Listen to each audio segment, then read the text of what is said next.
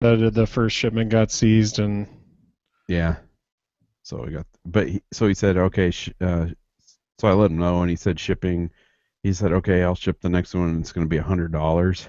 And I was like, I just emailed back and I said no, and he said, how about 80? I was just like, I just emailed. I was like, nope. And so then I got an email the next day. It says your package is shipped. what? Return customer. Yep. Oh, man. That's so shady, man. You get a letter from like the Port Authority. You're not getting your stuff.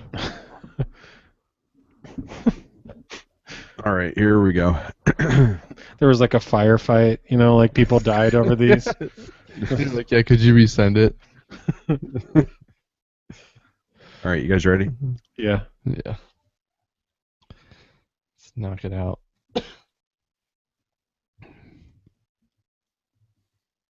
On this week's episode, we have a lot of roster moves to talk about. The Cubs sign.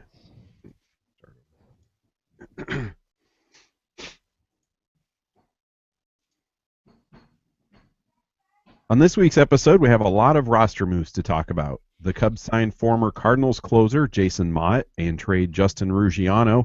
We'll talk about all of the players that the Cubs have gained and let go in the last week or so. We have picked a winner for the 2 Cubs convention passes that we're giving away, and we'll announce the winner and read their entry.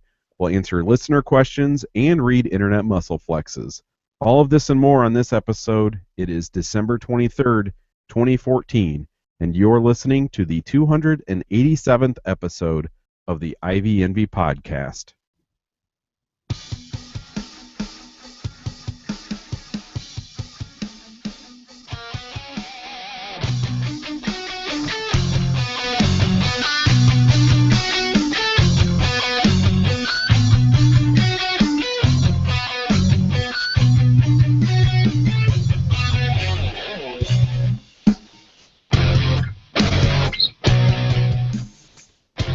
Hi, and thanks for downloading this week's episode of the IVMV podcast. I'm one of your co-hosts. My name is Corey, and sitting with me here in a virtual room through the magic of the internet, the other 2 hosts of this podcast. Hi, it's Andy. And Kurt. To start things off, I wanted to bring to your attention that we're adding a few writers to the blog. This morning I posted Marcus Gilmer's first post on our site, and obviously, Cubs fans are starting to get excited as we begin to see this rebuild kind of start to come together, and Marcus takes the opportunity to remind us of other times that we've been excited about the Cubs. It hasn't turned out well. But it's a good post, and we're really happy to have Marcus on board. And then at some point this week, Rob Willer will post his first piece, and Rob's a nice guy. I met him up at social media night that the Cubs did, and he is an intern for Baseball Prospectus. And his first post will be an interview with Cubs minor league pitcher Sam Wilson. And we're glad to have both Marcus and Rob writing for the site. And so pay attention to Twitter and Facebook, and we'll let you know when any written posts are up on the website. Any of the IVMV authors do. Kurt, you put up a post almost daily. Yeah, it's a lot of work. I don't know how you find the time to do it. I know, especially with 2 little kids, and yeah, it's rough. I take a lot of flack at home from the wife, but yeah, I have my priorities straight at least. You just got like 20 posts just You just gotta rolling over in your head at any given time. produce content. That's what this is all about. Well, as far as the transaction wire goes, it's been a fairly busy week or two with the Cubs and a lot of other teams in baseball. The Cubs continue to be pretty active after the John Lester signing, and they continue to, I guess, kind of shape this team into one that they believe is going to compete for the division in 2015. We've heard that the Cubs will be strengthening the bullpen and the outfield after Lester signing. That's what they've said. And earlier this week, they strengthened the bullpen with a player that, as Cubs fans, we're pretty familiar with. That's former Cardinals closer Jason Mott. I'm struggling tonight, guys. Sorry. It's Farmer Jason Mott. He's been strengthening his arm with pitchfork exercises. Yeah. So the Cubs brought in Jason Mott, and yeah, like you said, we're familiar with him partly because in 2012 he was tied for the the National League lead in saves with the Cardinals, and so he's been kind of a staple in their bullpen from 2010 to 2012. And that's when injuries struck. He had Tommy John surgery in 2013. He had a back injury in 2014 that really limited his appearances a lot. In fact, he only pitched 25 innings in 2014, and he had some pretty rough numbers. He had a 4.68 ERA. His velocity is down. He's always been known as a kind of a flamethrower, and so he was sitting kind of in the high 90s, 97, 98, and then it was down to the low to mid 90s when he showed up in 2014. So that's coming off of Tommy John surgery, which is maybe to be expected. But he always kind of annoyed me a little bit, just because he seemed like he was president of the did you see my beard club? Hey, look at my beard. Did you see my beard? No. But I would have said that Brian Wilson was the president. Maybe Jason Ma, I could have seen him as secretary, but treasurer or something. Right, yeah. But really, I mean, it's fairly low risk. The deal is $4.5 million with up to $2.5 more in performance incentives, and those incentives are mostly interestingly enough, for games finished and appearances. So it seems like he's sort of insurance for if Rondon is not his 2014 self in 2015. He has those incentives, and then also just they're hoping he appears a lot in games, and so he does bring that veteran presence in the bullpen that they were looking for. And I don't think anybody needs their memory jogged as to the youth of the bullpen. I mean, we have some of the key guys are Ramirez, Grimm, and Rondon, and Strop also, and so there's a lot of youth there, and so that's one function that he's going to serve, is being a veteran presence there. So that's Jason Mott. Yeah, his strikeouts were way down in 20. I mean, just all across the board, his 2014 numbers were pretty bad. He had a 50% drop in strikeouts. His walks were up a little bit, but he gave up a lot more home runs. And I guess, Andy, you kind of mentioned the drop in velocity, and you would think, I mean, if he was kind of sitting there at around 94 in 2014. That's still, that's some heat. That's faster than I can throw, guys. But when you have a guy that's primarily a fastball pitcher, that's kind of 3% is or 3 miles an hour. That's a pretty good drop. And what if coming off your injury, where you all of a sudden could throw really hard, like Rookie of the Year? Yeah, I was gonna say, didn't they make a movie about that? But also to derail your good point. I'm sorry. No, it's all right. But also, like, a concern is that his pitches are moving less.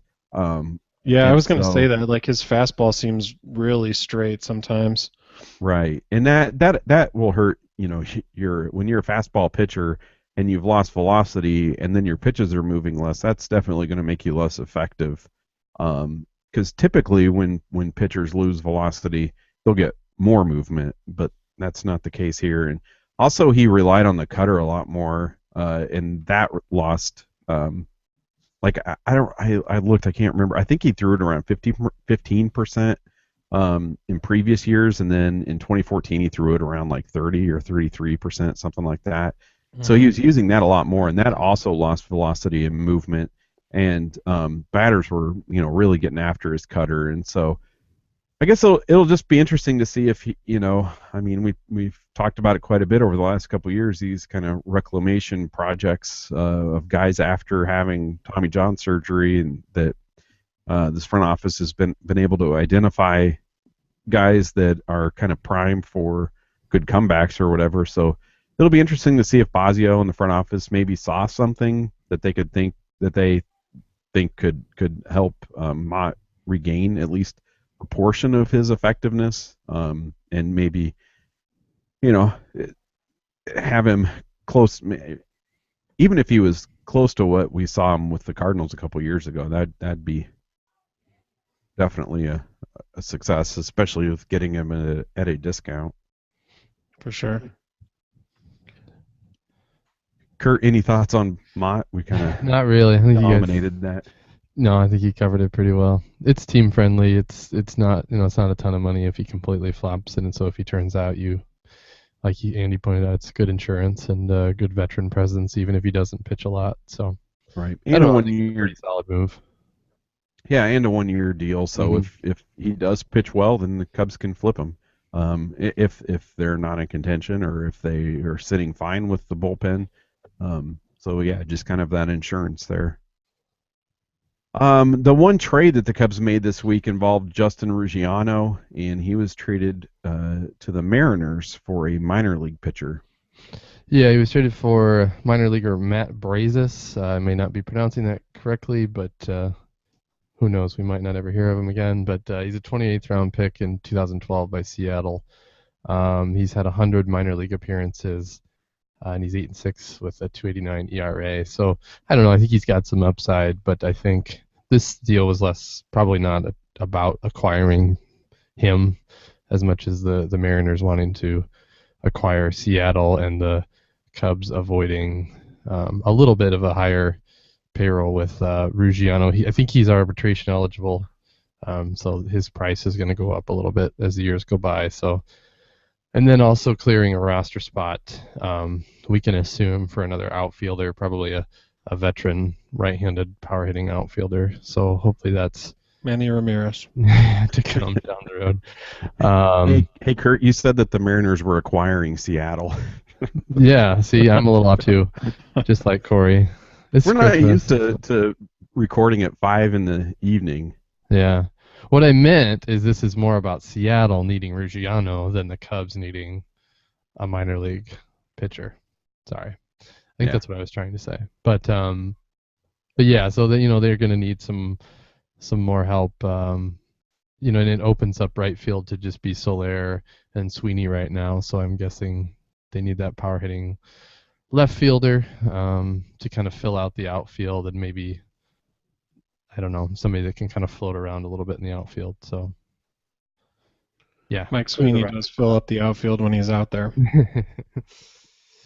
Yes, he does. I don't know what else to say about this deal. I mean, it's Ruggiano had a good year, and I think he's being rewarded for it a little bit now, and not that it matters for him much if he's in arbitration, but yeah, he's going to a team that really wants him. I think he'll still platoon out there in Seattle. He's not really a everyday kind of player, even though he kind of looked like it at points last year. He's got some holes in his swing against, so he kind of needs that platoon option. But yeah, I don't know. I mean, I don't think anybody's crying over Ruggiano, but I think we appreciate his performance last year. I did see one little muscle flex about how Ruggiano was someone's favorite. I didn't like him. Oh man, there you go. Hey. I mean, he played well. I mean, I don't really care what kind of guy he was, but he had some good. He had some. I don't know. What I think I'll occasion did he give you not to like him? Well, I think I'll just remember him as being like part of the debacle that was the 100th anniversary game. Oh, all right. One game. Because wasn't that the game where he got injured, kind of over by the bullpen mounds? That's Yes. right. Yep. That's right. I forgot about that. So that was the moment. That was the genesis of your Ruggiano hate. Yep, that's exactly it. From then on, whenever I heard Justin Ruggiano, I just thought about sitting there freezing, disappointed, watching everything fall apart in front of us. Cupcake long gone. Right. Frosting stained fingers.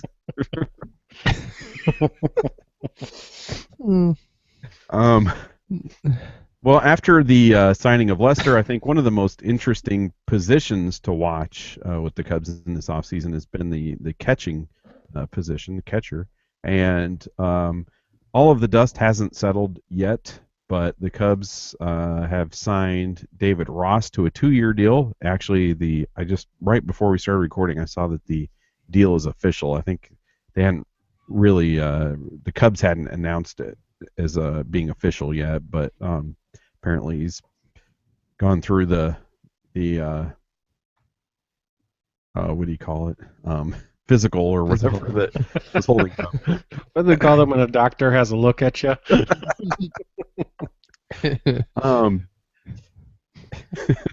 What do you call it? What do they call it when the doctor juggles your nuts between his fingers?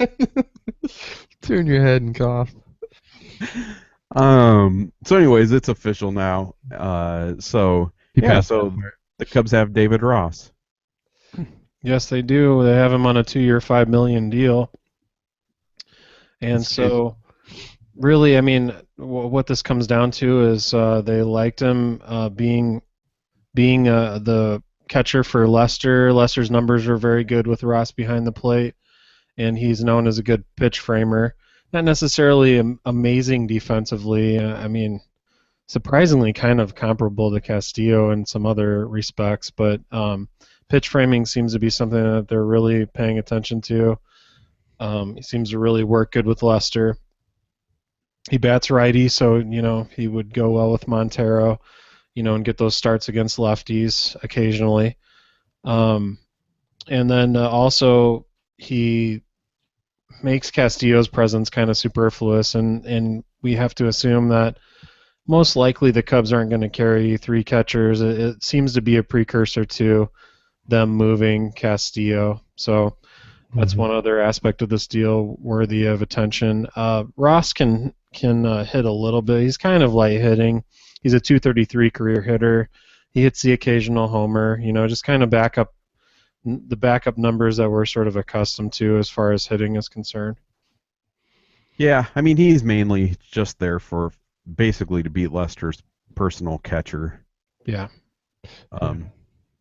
And I think, even though the Cubs, Theo came out and said, just because we got Montero doesn't mean Castillo's going anywhere early on. But I think that was probably their process the whole time, because I think Castillo's too good to ride, to platoon with Montero. I don't know. I just sort of feel like both of these guys are too good to platoon that much, like a sort of somewhere close to 50-50 role. Right. I think you put Montero out there as much as you can, and then a guy like Ross is a better, every 5th day starter when Lester's pitching, and then sprinkle him in here and there when Montero needs a day off. But to have Castillo be that guy, with his age being young, I think he's more valuable to somebody else. Hopefully that's probably what they figured. Right. I think he's worthy of another team giving him a look as their starter. Yeah, I think a good coach that could sort of teach him the stuff he's lacking, like pitch framing, which Corey covered pretty well, I think, last week. That if the guy could improve defensively, he's got a good bat, and I think he could be a really solid everyday guy, like he was with the Cubs. So, yeah, I think he's too good to sit on the bench. If the Cubs don't have that framing coach in the system, that's not good for Schwarber. They better bring him in. Well, I think I think, and I wish I could have found today. I tried to find it. Like when the Ross deal was announced, I saw somebody either on a blog or through Twitter showed like Lester's stats, 2014 stats with Ross, and then after it starts without Ross, and it was a pretty significant difference. And so, if this move makes Lester that much better, this is chump change. Yeah, Ross is cheaper than the private flights, probably. Right. 25. Of course, he has hours. to pilot it. Yeah. Part of the contract. Yeah, David Ross is also a pilot, so it was a great deal.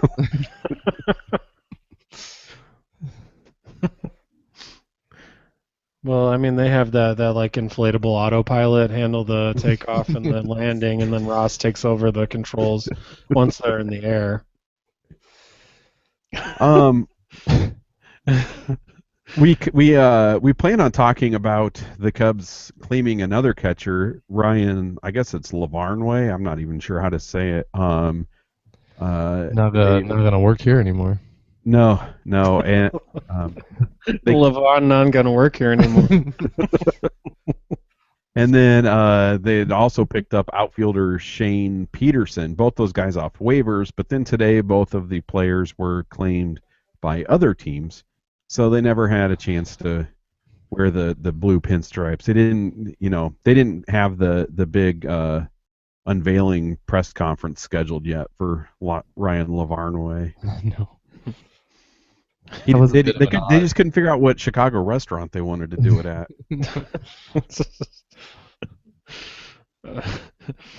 Can I try to transition into the next topic, Corey?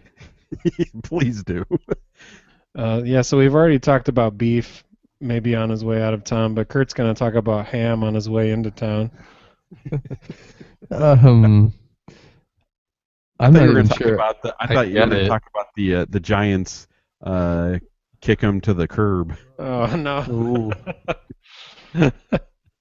Anyways, what they're getting at is... I did just see that on Twitter. I better make sure nobody thinks I came up with that. Oh, no. We all know that's too clever for you. Right. But yeah, Michael Kickham from the Giants was claimed off waivers by the Cubs. And I think that just happened today, didn't it? Yeah. Yeah. So, Kickham's 26. He was 0-4 with a pretty inflated ERA last year and just 3 starts. So, kind of had a rough year last year, but he is young. He is left-handed. Am I right there?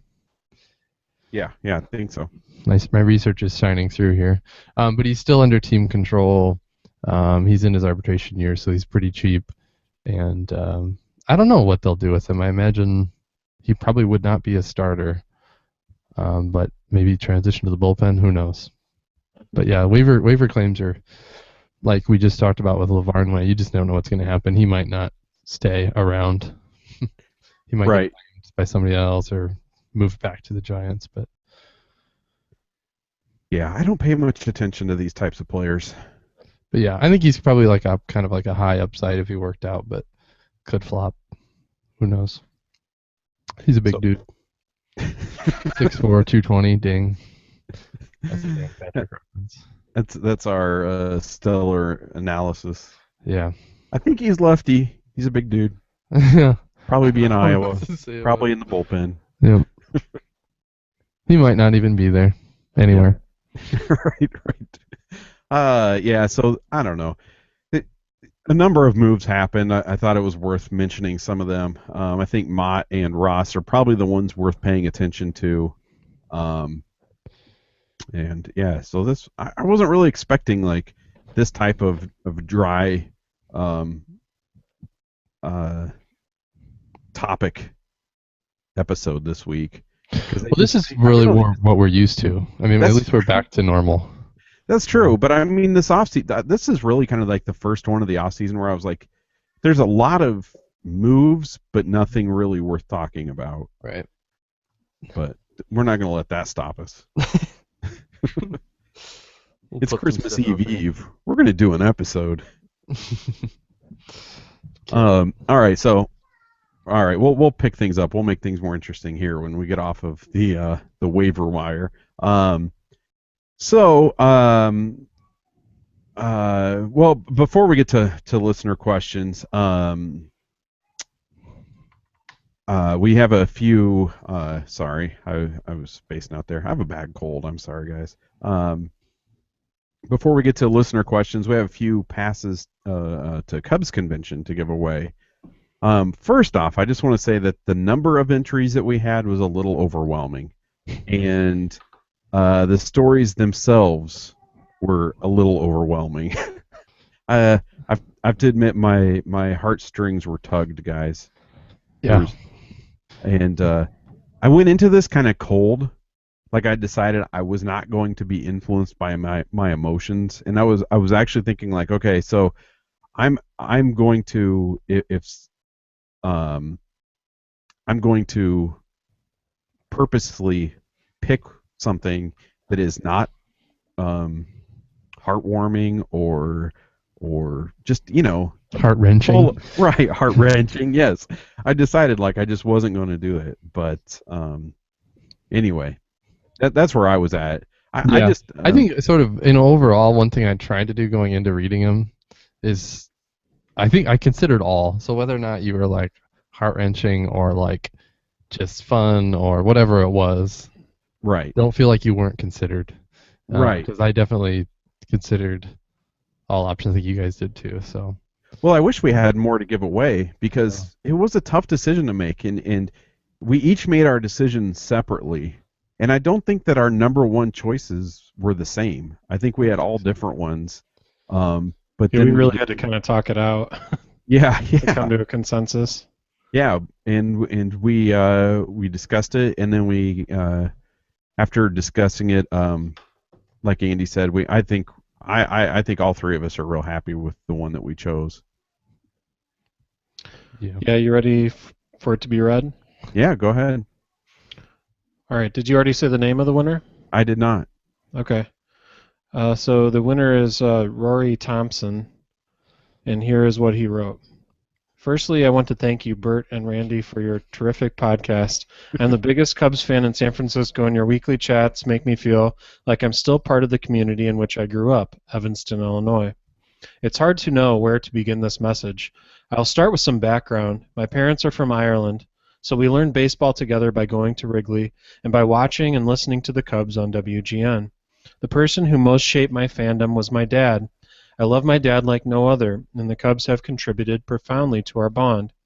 Since I was 10, he took us to games regularly and imbued us with Wrigley's majesty. I still remember vividly our first game, watching from the upper deck as rookie Doc Gooden dominated our Cubbies. I even remember the Subway sandwiches we bought in the neighborhood and carried into the stadium. It's funny to think about how exotic those subs seemed at the time. Dad has donned every piece of fan gear available, jerseys, t-shirts, hats, pins on those hats that used to be sold at Chicagoland gas stations, even undies. Sorry for the overshare. Okay, he didn't wear a racist Fukudome headband. I'd say he's a diehard, but that expression cuts a little too close to the bone these days. That's because almost exactly a year ago, Dad suffered a traumatic brain injury and subsequent stroke. As the person whom he entrusted with power of attorney for both health care and property, I assumed a heavy burden on the day he was hurt. I was by his side in Vancouver within 24 hours of his skiing accident. I was face to face with him as the stroke rolled his eyes into the back of his head. I and a travel nurse worked together to fly him back to Chicago a month after the stroke. Now I fly to Chicago for long weekends nearly monthly to fight for better care for him and to make sure he knows how loved he is. The past year has been a horror show of multiple codes, intubations, and brushes with death for Dad. He's now paralyzed on his left side, and he's trapped in a mind that generally won't allow him to communicate meaningfully. He also struggles with orientation, recognizing loved ones, knowing where he is, and knowing the year are all inconsistent for him. He's a retired doctor, a brilliant man, so seeing him in this condition is agonizing. Yet, guess what still sticks in his mind? Everything to do with our Cubs. He's excited about Madden and Lester, and he asked me when I visited him yesterday if I thought the bleachers would be ready for opening day. Dad's health has stabilized recently, so the medical staff tell me it's now safe to take him for occasional excursions out of the nursing home. I can't think of a better first day trip than the Cubs convention. I hope to take him to a game this spring, but I can't know if another stroke, infection, or other trauma will rob me of the chance. I trust you've received lots of compelling applications, so I'll understand if we don't win. But if you give us this gift, I'll be even more grateful for you all than I am already. Thanks for considering my dad Brendan as a very deserving candidate. In case you're concerned that I'm BSing you, I've attached a few photos to tell the tale of my family's last year. Keep up the great work and go Cubs. Sincerely, Rory. Yeah, and so it's a story that, man, I can't even fathom like going through that, being across the country in that situation and everything, and it was cool to see the pictures of Rory and his dad, and I'm just glad that we get to play some sort of role at all in him being able to take his dad to this to Cubs convention, and thanks to the Cubs for making it happen too. Absolutely. So, I don't know. Now I'm kind of bummed. Sorry. It's a hard transition. Yeah, But yeah. But I guess I'll say that, and honestly, there were other stories that were, just as, I guess, emotional, and other stories that were obviously, uh, had a lot more happy feelings attached to it or whatever. But thanks to everybody that sent those in, I really enjoyed reading through them, and I didn't expect it to be that tough of a decision, but it was it was neat to read all the stories. So if you didn't win, you should probably still think about going to Cubs convention. It's going to be fun. Andy and I will be there, and Rory and his dad. Um, it is January 16th through 18th, and you can get all the info and buy your passes at Cubs.com. I'll read through some of the former players that are have been announced that they'll be there.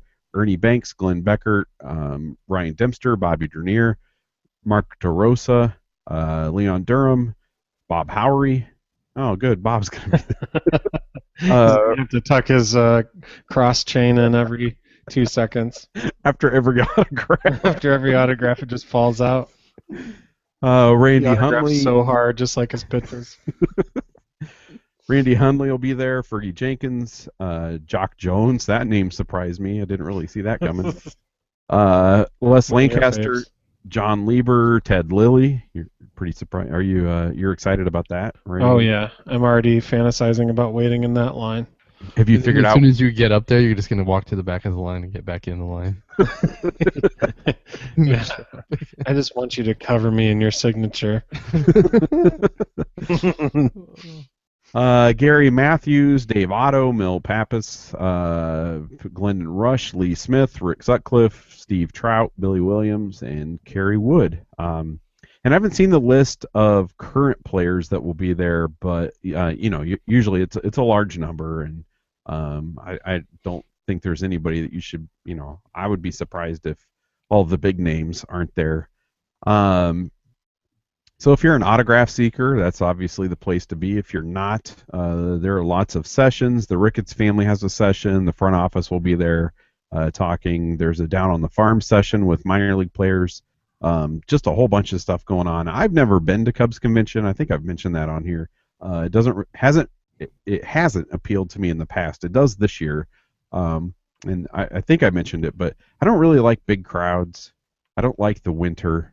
And so going to Chicago for a big event in mid-January, it just doesn't sound like a fun weekend. We need to have an ongoing. We need to have just like a updated list of things Corey doesn't like. Let's start that. I don't know. I mean, it's cold and it's windy there, and I don't know. I don't like big crowds. No, I'm with you there. I shouldn't pick on you there. I'm not a fan either. Yeah, I don't think you don't like big crowds or cold weather, do you? Love cold weather. I don't like big crowds. Right. I like big weather and cold crowds personally.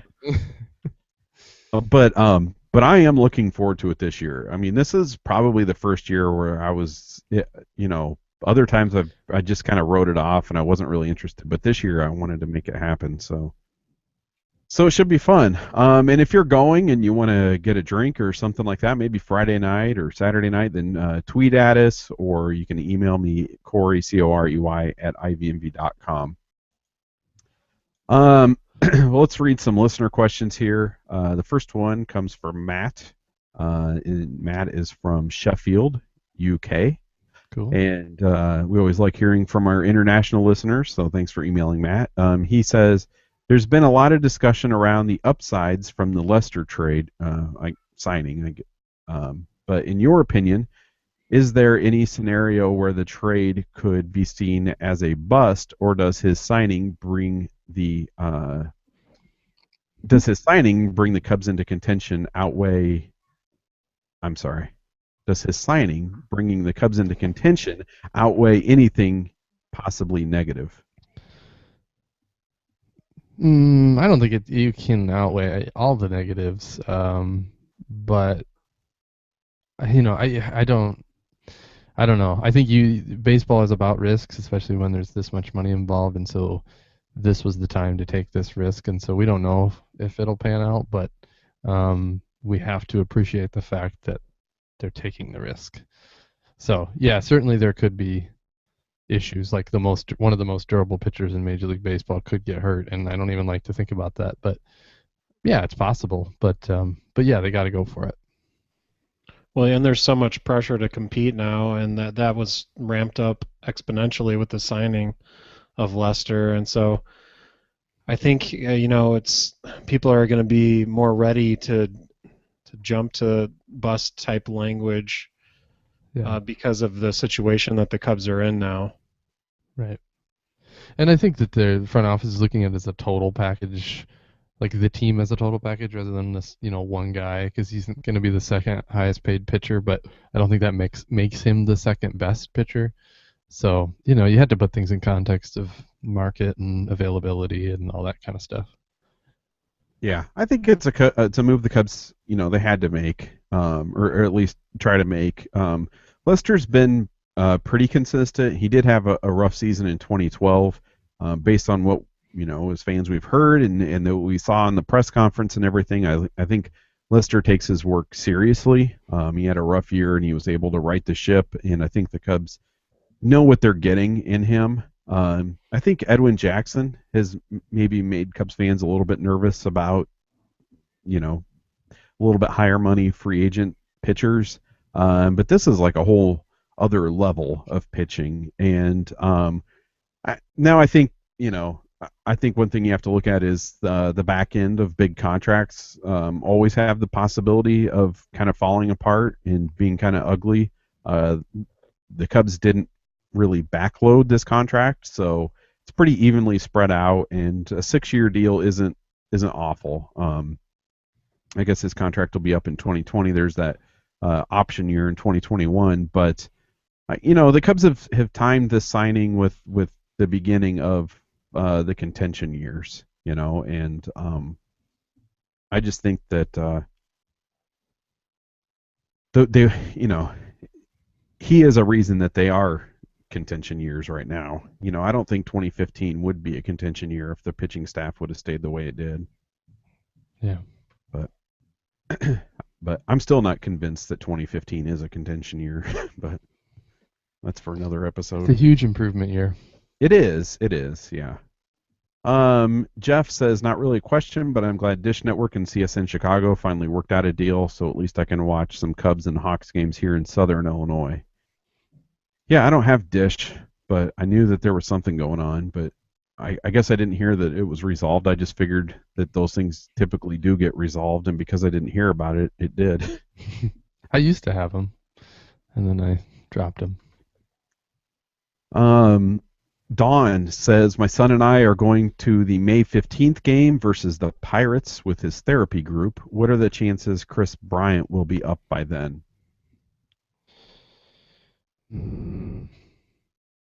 I don't think so. I think if they're avoiding Super 2 after that point. Yeah. And that's the reason. To me, that's the main reason to delay him. Really the only reason to delay him. So, I don't know. If that's their goal, then it won't be. If they don't care about that, then maybe. Yeah, and it's worth mentioning that a lot of media are already clamoring for the Cubs to bring him up day one of the 2015 season. Jesse Rogers, I think it was, wrote a piece today about it. Well, there was an article on Cubs.com that basically said he should start off with him. Right, yeah, so... And it's hard to argue against that, really. Depending on what he does in spring training, but he's ready, I think, and especially on this young of a team, but... So it's going to be hard for them to make the argument that they're not holding him back for Super 2 status, but right, it's not uncommon. There's not a whole lot he and Boris can do about it except for make a big fuss. Yeah, I wonder if that will, obviously, over the 5 or 6 years after that, there's plenty of time to heal the wounds, I guess, but I wonder if this is something where it might be taken into consideration if they try to lock him up long term. Towards the end, of close to becoming a free agent. Or the other thing, I mean, the Cubs could be like, "Oh, you wanna start the season in Chicago? Well, let's start talking about a long-term contract. Let's lock you down." And then they'll say, "No way." And then they'll say, "Okay, well, we'll see you in June sometime." Yeah. Yeah, so I mean that's the other answer. I mean if they do decide to look at the Super 2 deadline, you're probably not going to see him when you go to that game on the 15th. It's going to be late May, early June at the earliest, I think. I think it'll be in July because I think the Super 2 cutoff should be sometime like kind of in the middle of June or towards the end of June, and I think they'll just steer clear of the whole thing if that's the reason. I Hmm. think it's kind of the same conversation we had about Javier Baez last year, and I think it would be probably around the All-Star break, shortly after that. Yeah, and how they're playing could change that, but we'll see.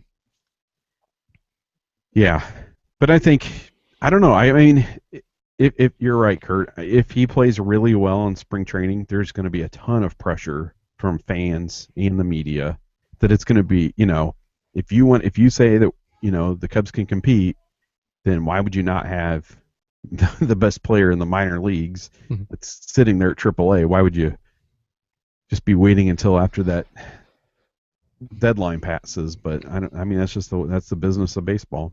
Yep. And then we'll be complaining about it sometime in whatever it is, 2020, when we lost a year of control. I'm like, what were they doing calling him up in 2015? Right. Why did they call him up for a 500 team? Uh, Jordan says, "What are we going to do with all these shortstops?" In all seriousness, though, what do you think about the moves to the catcher rotation? I really like the move for Montero. I hate the fact David Ross and Ryan Lavarnway, which we can cross that name out, are more likely to going to push Beef out of town. And Andy kind of talked about that. I mean, and I think that I think the deal is going to happen, so we can talk about it then. But just brief impression. I mean, what do you guys think about Castillo being sent out for Ross and Montero? Just I'm going to miss him. I think I think he never played up to his potential offensively. I mean, there were times we were talking about this a little bit, Corey, where he just killed it in the minors offensively for weeks on end. And so I think he could have done more offensively and maybe will for another team, perhaps in the future. But I'm kind of sad to see him go. Yeah, I would second that, but at the same time, I mean, I really liked Castillo, but I think that Montero is definitely an upgrade on the defensive side, and I think that's what they needed. And um, so it's kind of hard to, and David Ross is just a more suitable backup. So I don't know. I look at it more as like Montero for Castillo than the other, situation. So I think I'd take Montero over Castillo, but I also really liked him, the beef. Yeah, I mean, I like Montero.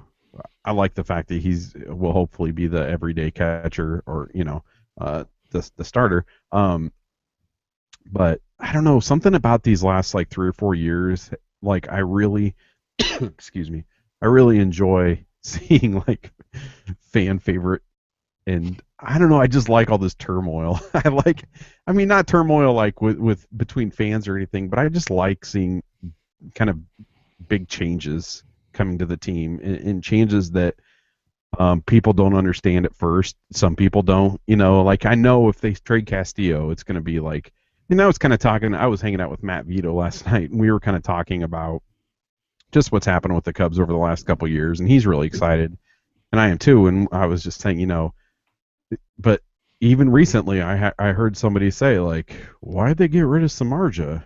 I can't believe they did that, and it's like, it's funny to hear some fans that just, and I mean, some fans just don't, pay attention to contract type stuff and everything like that. But I don't know. I've for some reason I've really enjoyed like just changes with this team. Yeah, yeah, it's So kind of it's a nice. change, and so I'm looking forward to it. Yeah. Um, Doug, writer for the site, he says, Are you worried that our team is tainted now that we have two ex-Dirty Birds on the Cubs? No, I think Jim Edmonds kind of like broke that for me. You know, Paved like the after way. that, it's like whatever. Yeah, that was like kind of a bitter pill to swallow, but I can't say that I didn't. I can't say that I didn't enjoy watching him play center field for the Cubs. Mm-hmm. I Yeah, and certainly enjoyed it. There's no doubt. yeah. If I can get over that one, I can get over Mott Right. and his Boy, nasty heaven help the beard. person who is a huge Red Sox hater. Yeah. No kidding. Jeremy says, do you think that the Vegas odds should go up or down now that the Cubs will be fielding a team of only shortstops and catchers? Yeah. Best athletes and smartest players. I think And- they got a and- shot. Good pitch framers. Yep. Yeah, the last few years, I've been in Vegas in the winter, and I've put some money on the Cubs, knowing that they had no chance. But I don't really like the odds right now. I think they're too high, and Yeah. that really has nothing to do with the fact that the Cubs have a lot of catchers and shortstops in their organization. Josh says, if the worst case scenario occurs and the Cubs are out of contention at the trade deadline in 2015, do you think the Cubs will once again be sellers? Or do you feel that the front office will be hesitant to move pieces due to the orchestrated mindset that we're now prepared to contend for the next 5 to 7 years? Yeah, they could be, but they won't be quite. They won't sell like their best stuff. Like they've been selling their best stuff. I think now they'll be selling like the stuff that's in the basement that you kind of like, but you don't have room for. So. Yeah, you could see guys who their contract, maybe they're coming into arbitration or something like that, that you might as well unload them now instead of having to deal with figuring out the 40 man in the off season. So I think you see them move guys like that, but you're not going to see them. We're not going to trade half the rotation this Right. year. So And they're always going to have those like 1-year contract guys like Mott, or people like that who would be obvious candidates for this type of thing. Well, yeah, I mean, if they see an opportunity, I think that's that we could get better next year, and we're not in contention this year, then they'll do that. But they're not. I don't gonna think- just be unloading. right. I don't think they're going to be labeled sellers at the deadline, and I think really they don't have that many movable pieces right now. Andy, you mentioned Mott. I mean, I guess I could see if they haven't moved Travis Wood by then, and he's pitching well, he's somebody that they could get rid of. But they're not. So far what we've seen this offseason, they're not stockpiling flippable pieces. They're not stockpiling. Mott's really kind of the first player that we've seen where, it's somebody that they were able to get cheap that, they think maybe they could, kind of turn around and have him return to past performance. So really, he's the only piece that I would see that they've signed to just flip. Or maybe that's why he was signed. I don't know. Johnny says, why don't you guys have an app? And more importantly, why don't the Cubs have an app? And that is a good question. An I wish I had an app right now. I'm hungry. An IVMB app is in the beginning stages. Because of our Patreon supporters, we've been able to make some web and audio hosting changes to better suit, what we needed. And the fact that we made those changes, that makes getting an app easier. It's on my list of things to do. And what's that? Mine too. Yes, you have some, at least the graphic part of it. you have some design things to do. I have to register as an Apple and Android developer first. I am a registered Apple developer, Oh, okay. but it was only to download a program, so I don't actually do anything. Are you up to date on it? I don't know. Maybe But here's an idea. For those of you getting really excited, all our app does is it just makes like jib jab videos. So Well, here's an idea. The Chelsea Peretti app has a Chelstagram, or like, what if we had an IV Instagram where, like, you could have a filter that has a Chuck Mangione mustache and horn, that you could put over your face, some stuff like that. You drinking a vat of horsey sauce or something? Well, I do know that the app will not be that glamorous. I think we're kind of limited as to what we can do. We can do some cool stuff though. So I don't know if it'll be ready for opening day, but it is in the works. I guess we're just kind of at the beginning stages. Kurt, you need to kind of do some of the design stuff and maybe up to the holidays. Right. Yeah. So I don't know. I would say, if I had to say we will have it done by a certain point, if we're doing it, we will have it done by I'll say the All-Star break. That Yeah, gives us a little bit of leeway. I thought you were gonna say end of January. I was like, no. I don't know. Maybe we'll try for opening day, but it'll be a stretch because there's a lot of things. Even once you do year end, Kurt, there's a bunch of stuff we have to do, and I've started looking into it. But I was trying to, I guess I didn't really notice that the Cubs don't have an app, and I wonder if that's because MLB. Major League Baseball. Yeah. Right. Yeah. They won't let them. They won't let them. So no other teams have apps. Not that I know of. I guess I haven't really looked into it, but I assume this falls under the same umbrella as like the streaming video for MLB TV. They want to control that and make it like one seamless experience across all teams. So if you download the at-bat app, you can choose your favorite team, and that sort of becomes the team's app, and they control that experience. So you can access like news, like the Right. basically what's on the front page of the website and stuff. And I think they want it just so like, because MLB is an entity, they don't want like everybody doing. They don't want it to be the minor leagues basically, where everybody just kind of does whatever the hell they want, and it looks awful. And Right. you know, I have the Blackhawks app on my phone, and it's pretty nice. Yeah, I use oh, it. NHL is a different story. Yeah. It's the Wild West out Well, there. even if the Major League Baseball teams had their own apps and they looked nice, it still wouldn't be like uniform. Yeah. And I think that's what Major League Baseball likes. Yeah, and MLB Uniformity. Advanced Media is kind of crazy. So. Yeah. I mean, we love you at MLB Advanced Media. Yes, I mean, yeah. We think you're Blackouts doing a are great awesome. job. Please keep up the good work. Let's not forget they're the ones that shut down podcasts, Kurt. Yeah, I know, but well, that's kind of my point, is that they're all powerful. Like I saw something about what the other stuff they do that has nothing to do with baseball, like they do like the Olympics and stuff or something crazy like that. Huh. But So if this ends up being our last episode and my fault. comes out Sorry. after that, blame Kurt. Please send your emails to bert@ivmb.com.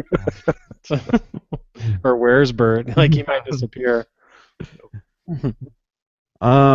Jordan says, any interest in the extra outfielders the Padres may trade, like Seth Smith, Cameron Maybin, or Carlos Quentin? Any thoughts, guys? On my end, I certainly have to say no, Carlos Quentin, please. Yeah, No yeah, thanks. yeah. But the other two guys, I'm not familiar enough with to really say one way or the other. I'd be okay with Seth Smith. But really, what I think the Cubs are looking for is a veteran leader, and we know that Smith and Quentin are veterans, but I don't know if they're leaders. And so, if that's one of the characteristics that they're looking for in an outfielder, I don't know. Although I think Smith is maybe he hits left-handed. Is that right? My guess is they'll probably get a right-handed outfielder, right-handed hitting. Yeah, he bats left. Yeah. So I don't know. I mean, the Padres do have outfielders to move based on what they've done, but I think, I would guess that, it kind of seems like this front office, in a way, kind of works with players that they're familiar with. So. Yeah, I think especially in this department where it's like that veteran guy they want. Right, if they want a leader, I think they're going to go with players they're familiar with. Yeah. But. Sorry, we didn't know more about that one. Yeah.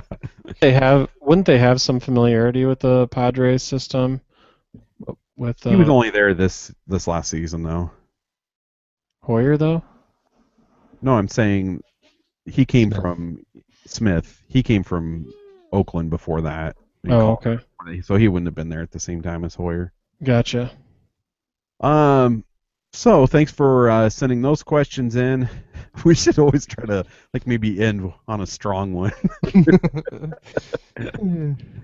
I usually ask for them on Facebook and Twitter the day that we record, or you can email them to me anytime, Corey@ivmb.com.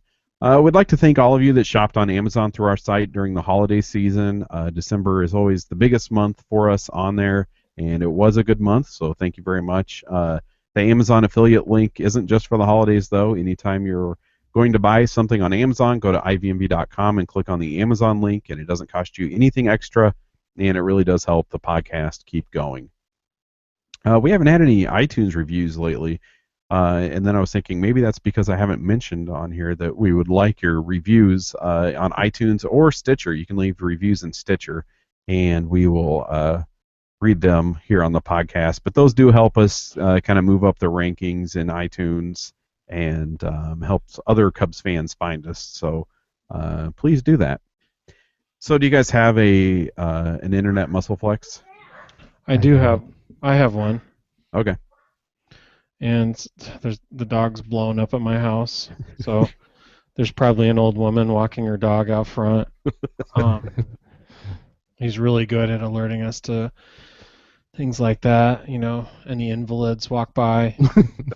Threats, basically. Yeah, just general threats. But anyway, here's my muscle flex. You ready for it? Yeah. All right. Okay, here it is. First commenter says, David Ross is a washed-up catcher whose only hope to play MLB is because his buddy Lester wants him. Ross hit 184 last year in 50 games. His career batting average is 233, and he adds nothing in the hitting department. He was worse than Castillo and is 10 years older. If Montero goes down, Ross will become the worst starting catcher in baseball.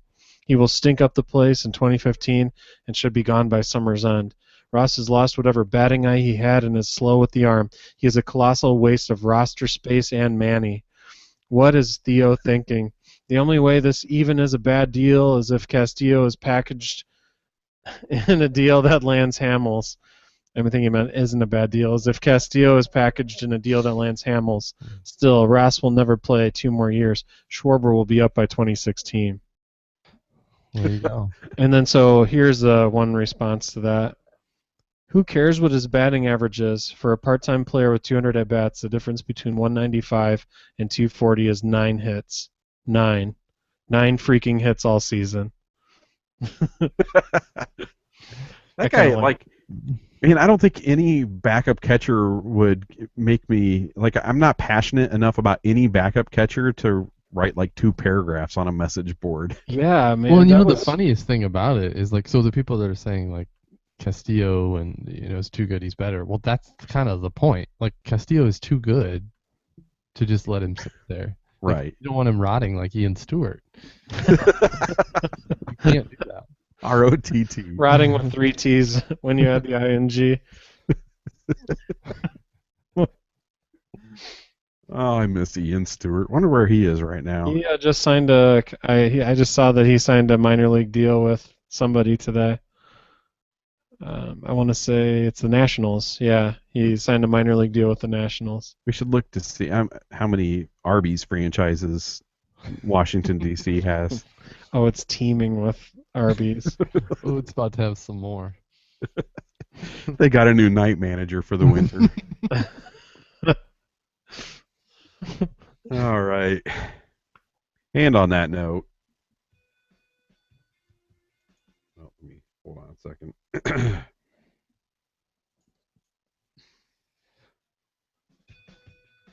Well, that does it for this week's episode.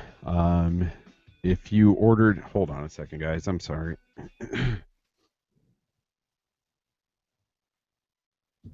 Jesus. I'm hitting all the wrong buttons over here.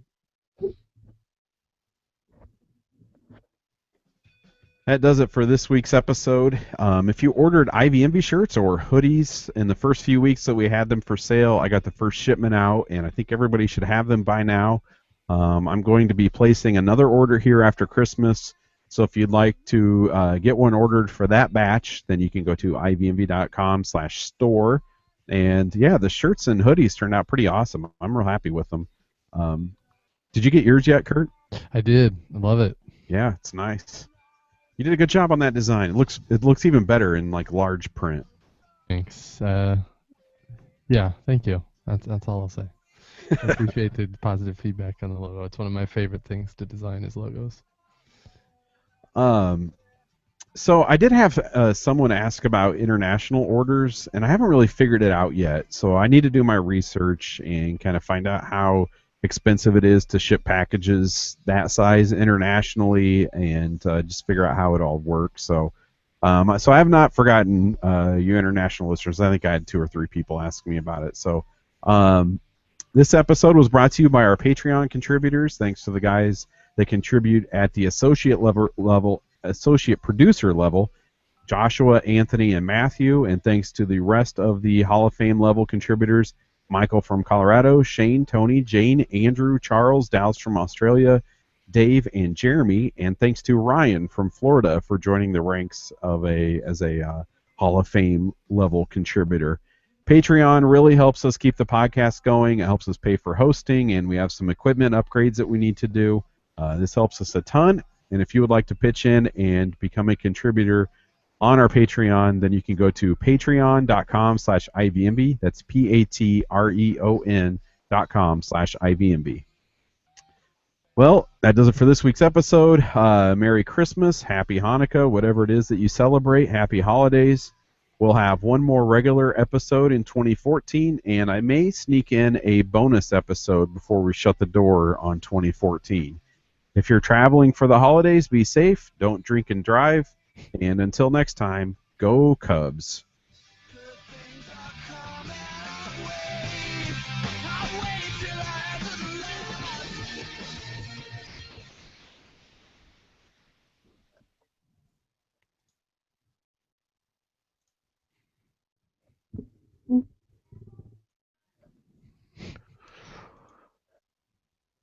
Oh man, that was a tough episode for me. Yeah, that was not my best performance either, but that's okay. We got it. We got it done. Yeah. Knocked it out. Yep. Could you guys hear Liam and Lana making cookies the whole time? I don't think I can hear it at all. Oh, he's talking constantly. Well, that Mac did a pretty good job for Beth not being here, entertaining Oh, himself. he was now. That's awesome. I didn't realize that. So that's why I had to walk away for a little bit there. But Give him a high five. I'm going to kind of edit this one and trim it up a little bit. There was a few things that I think I can tighten it up just by cutting a few things out. At least I know things that I did. So Cool. okay. Well, I normally don't edit much, but since it's early in the evening, maybe I'll pull out the scissors. Scissors in the light box. Yeah. The X-Acto knife. Yeah. All right. Hey. I'll talk to you guys later. Yeah, See Merry you later. Christmas, guys. Bye. I probably won't talk to you before then. Yeah. Same to you. Don't drink and drive. Is it bad that I tell our listeners? No, I don't think so. I think it's kind of funny. Okay. Yeah. Cool. All right, man. Have a good All one. right. See you later. See ya.